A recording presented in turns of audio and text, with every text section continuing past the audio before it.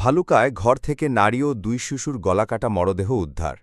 ময়মনসিংহের ভালুকায় একটি বাসা থেকে এক নারী ও দুই শিশুর গলাকাটা মরদেহ উদ্ধার করেছে পুলিশ।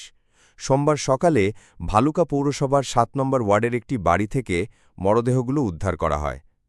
নিহতরা হলেন নেত্রকোনা কেন্দুয়া উপজেলার সেনের বাজার এলাকার মোহাম্মদ রফিকুল ইসলামের স্ত্রী ময়না বেগম ২৫, তার মেয়ে রাইসা ৭ ও ছেলে নীরব ২। স্থানীয় বাসিন্দা ও থানা সূত্রে জানা গেছে, ভালুকা পৌরসভার পনাশাইল রোডের হাইয়ুম মিয়ার বাসায় স্ত্রী সন্তান নিয়ে ভাড়ায় থাকতেন রফিকুল ইসলাম। তিনি ভালুকার একটি পোশাক কারখানায় কাজ করেন।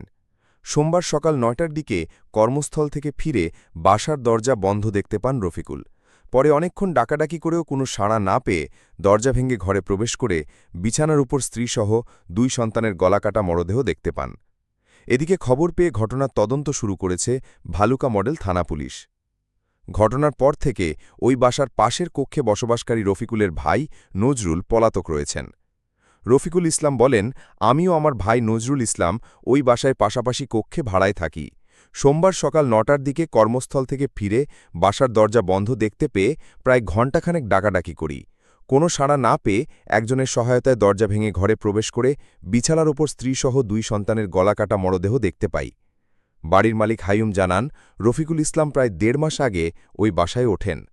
ঘটনার সময় তিনি পৌরসভায় কর্মস্থলে ছিলেন। খবর পেয়ে ঘটনাস্থলে ছুটে আসেন এবং ঘরের ভেতর বিছানার ওপর মাসহ ২ সন্তানের মরদেহ পড়ে থাকতে দেখেন। ভালুকা মডেল থানার second officer SI Mohammad Aminul Islam জানান, পুলিশ ঘটনাস্থলে আছে, কী ঘটেছিল সেটা উদ্ঘাটনে কাজ চলছে।